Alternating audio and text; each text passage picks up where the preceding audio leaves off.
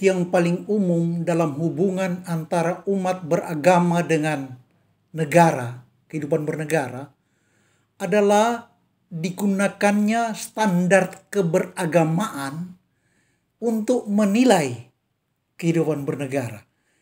Standar keberagamaan selalu digunakan untuk menilai segala sesuatu, itu biasa, tentu saja. Termasuk menilai sistem negara. Apakah sistem negara sudah benar atau belum? Atau negara tidak benar? Sistem penilaian termasuk sistem kepribadian yang berkembang oleh akhlak, itulah yang dijadikan teropong, mikroskop untuk menilai sistem negara. Kalau belum benar, kalau ada salah, akan dituntut untuk harus diubah menjadi benar. Itulah sesungguhnya benang merah yang menjalin seluruh sejarah, perkembangan sejarah di mana aspirasi umat beragama berhubungan dengan kehidupan kenegaraannya. Itulah sesungguhnya yang mewarnai seluruh aspirasi politik kaum muslim di negara manapun. Tapi itu sebenarnya semua agama, bukan cuma Islam. Tapi kalau kita melihat di Indonesia, maka itulah. Di Indonesia itu contoh paling tipikal kita bisa lihat pada fenomena Muhammad Natsir. Gitu. Pidato Natsir, dia waktu itu ketua Masyumi, partai Islam besar. Gitu. Pidato Muhammad Natsir di dalam sidang konstituante tahun 1957 itu sampai sekarang masih sering dipublikasi oleh berbagai kalangan. Dijadikan rujukan mengenai pandangan umat muslim Indonesia tentang dasar negara yang ideal. Banyak buku dipublikasikan itu. Dan judulnya pun udah macam-macam. Ada yang dengan judul Natsir membela negara Islam. Ada pula Muhammad Natsir, Islam sebagai dasar negara. Dan lain-lain. Ada pidato itu masuk dalam buku sebagai bagian. Dan sebagainya. Pendek kata itu sudah sangat banyak diterbitkan. Karena sangat banyak dijadikan pegangan. Natsir itu adalah intelektual muslim yang tidak kepalang tanggung kecerdasannya. Kita tahu bahkan Bung Karno mempercayakan kepada Natsir untuk menjadi konseptor pidato presiden. Itu Bung Hatta sampai heran. Karena kita tahu Bung Karno sendiri adalah seorang penulis yang hebat. Ahli pidato. Berwawasan sangat-sangat luas. Tetapi dia justru mempercayakan Natsir untuk menyusun pidatonya. Teks, draft pidato Bung Karno sendiri. Pandangan Natsir pun selalu didengar oleh umat muslim. Sampai di Pakistan, Malaysia itu Tengku Abdul Rahman, bapak bangsa Malaysia itu mengidolakan Muhammad Natsir dalam hal keagamaan dan sikap integritas kepribadiannya. Integritas pribadi Muhammad Natsir itu memang juga tidak kepalang tanggung, sama dengan intelektualitasnya. Bayangkan ya, salah satu cerita aja, waktu acara serah terimanya jabatan Perdana Menteri berakhir, yaitu tahun 1951, Natsir langsung pulang dengan membonceng sepeda sopirnya. Jadi dia membonceng sepeda di sopirnya itu, karena menurut Natsir, kalau ia diantar pulang saja dengan mobil dinas Perdana Menteri itu, sedan itu sudah terhitung korupsi. Coba, bandingkan dengan banyak pejabat negara lain, ya, sudah punya banyak mobil, masih pula kong kali kong untuk tambah terus mobil mewah gitu. Nah, mengenai pandangan Natsir terhadap dasar negara Indonesia yang resmi waktu itu, yaitu Pancasila. Menurut Natsir ya, di dalam sidang konstituante yang akan menentukan dasar negara itu, ada 2 kekurangan Pancasila. Itulah mengapa dia memilih negara Islam pada saat itu. Dasar negara Islam maksudnya. Kekurangan Pancasila sebagai dasar negara itu, pertama, satu, Itu sesuai dengan yang diungkap oleh ahli filsafat Sultan Tahdir Ali Syahbana, bahwa Pancasila dibilang belum memenuhi syarat sebagai filsafat, sebagai sistem filsafat. Pancasila belum memiliki sistema yang koherens, masih tercerai-berai tanpa kohesi kesatuan, masih seperti butir-butir pasir yang berserakan di pantai, kata Takdir Ali Syahbana. Nah, belum sebagai sistem filsafat, maka belum layak menjadi dasar negara.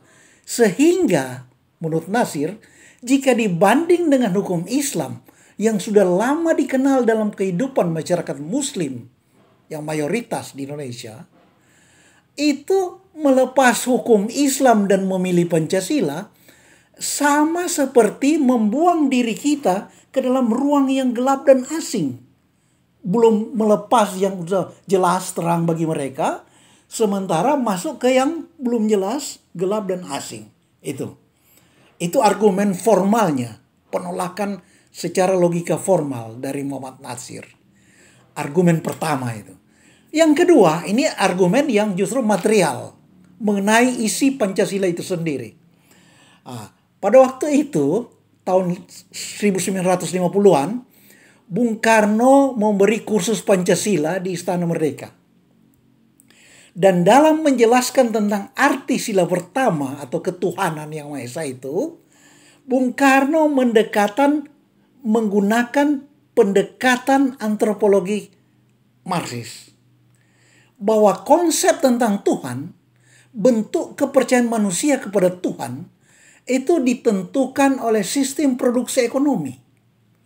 Sebagaimana semua pandangan hukum, ide, ideologi, segala konsep yang dalam teori Marxisme itu memang dibilang suprastruktur gitu. Nah, itu ditentukan oleh infrastrukturnya, yaitu sistem produksi ekonomi masyarakat. Nah, sehingga dalam teori seperti itu, kebertuhanan manusia, ketuhanan akan selalu berubah-ubah menurut kondisi masyarakat itu. Penjelasan Bung Karno itu berbuntut panjang ya dalam politik nasional. Muhammad Natsir, tokoh fraksi Masyumi dalam konstituanse, langsung menjadikan itu sebagai sasaran tembak untuk menolak Pancasila sebagai dasar negara dan membela dasar negara Islam.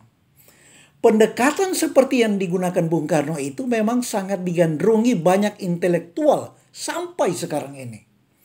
Bahkan sekarang makin diandalkan pendekatan yang didasarkan pada realitas sosial.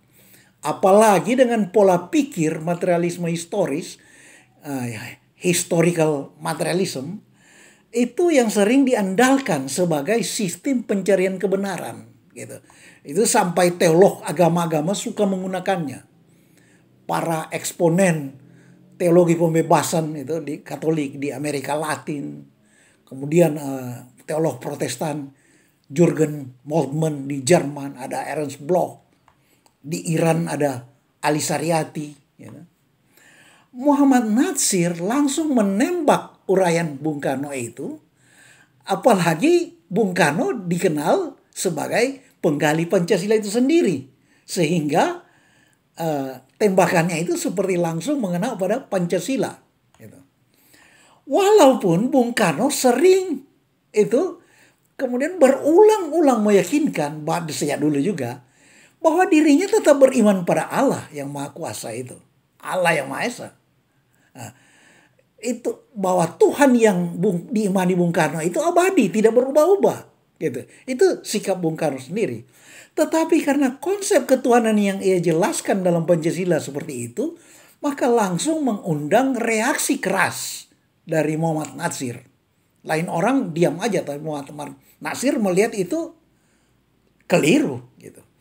Kritik Natsir terhadap Pancasila Bung Karno itu dipidatokannya kemudian dalam sidang konstituante, sidang untuk menetapkan dasar negara. Dan dengan itu pidatonya itu memperkuat sikap politik dari umumnya fraksi partai politik Islam dalam konstituante untuk menolak dasar negara Pancasila. Padahal Natsir dikenal sebagai pembela Pancasila. Itu. Natsirlah yang ketika menjadi Perdana Menteri itu tahun 47, dialah yang pertama kali menerbitkan naskah lengkap pidato Bung Karno 1 Juni tahun 1945 itu berupa buku. Jadi pidato itu pertama kali dipublikasikan lengkap dan bahkan sebagai buku diterbitkan oleh Departemen Penerangan dengan diberi judul Lahirnya Pancasila. Itu Natsir. Bahkan Natsir ketika sudah tidak duduk dalam pemerintahan pun tetap setia mempromosikan Pancasila sampai di Pakistan. Itu sangat terkenal ceramah Natsir tentang Pancasila di Pakistan. Itu terjadi jauh sebelum Bung Karno sendiri mempromosikan Pancasila di luar negeri. Natsir lah yang pertama. Muhammad Natsir pun justru memfasilitasi karya tentang Pancasila dari Buya Hamka. Itu tahun 50 Buya Hamka menerbitkan bukunya tentang Pancasila yang sangat terkenal itu, Akar Tunggang Pancasila itu. Natsir memberi kata pengantar buku itu, memuji itu. Nah, Muhammad Natsir sampai bertahun-tahun dipercaya Bung Karno menjadi penulis draft pidato presiden. Sering Natsir yang diminta untuk memeriksa lebih dulu pidato-pidato presiden itu. Dan kita tahu padahal pidato-pidato Bung Karno itu syarat dengan muatan ideologi Pancasila. Itu. Nah, kita tahu itu Bung Karno padahal penulis yang sangat handal ya. Orator ulung dan walah dia itu katam segala paham politik maupun ajaran agama. Natsir dan Soekarno sudah sehati sepikir dalam ideologi Pancasila. Bung Hatta bahkan bersaksi bahwa Natsir adalah anak kesayangan Bung Karno. Gitu. Tapi kemudian ya polarisasi politik yang sangat tajam di antar golongan ideologis menjelang dan sesudah pemilu 1955 dan berlanjut dalam pertarungan sengit saat penetapan konstitusi di dalam Majelis Konstituante itu telah memposisikan Natsir dengan kecerdasannya yang luar biasa itu sebagai bastion utama kelompok dalam Konstituante yang ingin mengganti dasar negara Pancasila dengan dasar negara Islam. Pidato Muhammad Natsir dalam sidang Konstituante itu November tahun 57 itu sangat sulit dibantah. Itu yang sampai sekarang digunakan oleh banyak kalangan. Nah, perubahan sikap Natsir sebagai pemimpin masyumi itu dari pelopor promosi Pancasila, pembela Pancasila, gitu, berubah menjadi penuntut untuk diganti dengan dasar negara Islam, itu bisa kita maklumi sebab-sebabnya. Sebab-sebab perubahan sikap Natsir itu antara lain saya sebut pertama yaitu polarisasi politik praktis maupun ideologis yang sedemikian tajam dan sering sudah sangat keras, itu telah membuat masyumi partainya maupun pribadinya, sikap politik Natsir sendiri, bahkan Islam, sampai terposisi sedemikian rupa sebagai berseberangan dengan Pancasila. Itu karena polarisasi politis. Kita tahu selalu seperti itu. Tuh. Udah menjadi terkotak-kotak secara hitam putih. Penyebab kedua yaitu kenyataan bahwa bahkan sahabat-sahabat dekatnya, sahabat-sahabat dekat Natsir itu, yang dikenal sebagai pejuang kebangsaan Indonesia, ternyata menganut garis politik berpartai, gitu, berdasar macam-macam ideologi yang berbeda. Itu, yang masing-masing udah menjadi alternatif dari ideologi Pancasila. Itu, jadi seolah-olah melegitimasi sikap Natsir sendiri untuk memilih alternatif yang lain lagi. Di samping alternatif dari para pejuang kebangsaan sendiri yang lain gitu kan. Faktor ketiga yang menyebabkan itu adalah kenyataan bahwa Partai Komunis Indonesia, PKI, yang dikenal anti Tuhan pun jadi pendukung Pancasila. Padahal Pancasila itu sila pertama dan utama itu adalah ketuhanan yang Maha Esa. Nah, keempat, faktor yang merubah pandangan itu, melayakkan Natsir untuk berubah itu adalah argumen-argumen yang dipakai pendukung dasar negara Pancasila dinilai salah oleh Natsir. Tidak memadai dalam membela itu. Bahkan tidak memadai dalam menjelaskan Pancasila sebagai sistem yang benar. Itu yang dilihat oleh Natsir yang kita tahu sangat-sangat katam mengenai soal-soal ideologi gitu. Dan yang lebih ia salahkan lagi yaitu penilaian para pendukung Pancasila, apalagi kelompok Marxis PKI terhadap Islam. Nah, itu yang membuat Natsir, memang faktor-faktor itulah yang membuat Natsir berubah ketika di sidang-sidang konstituante. Fraksi-fraksi partai politik Islam di konstituante melihat kenyataan bahwa dasar negara Pancasila itu dibela oleh fraksi PKI, para ateis, dan sudah terbukti pernah mengkhianati perjuangan nasional Indonesia melalui peristiwa Madiun tahun 1948 gitu. Nah, beberapa pengamat menilai Natsir di konstituante berpandangan bahwa Pancasila itu sendiri tidak bertentangan dengan Islam.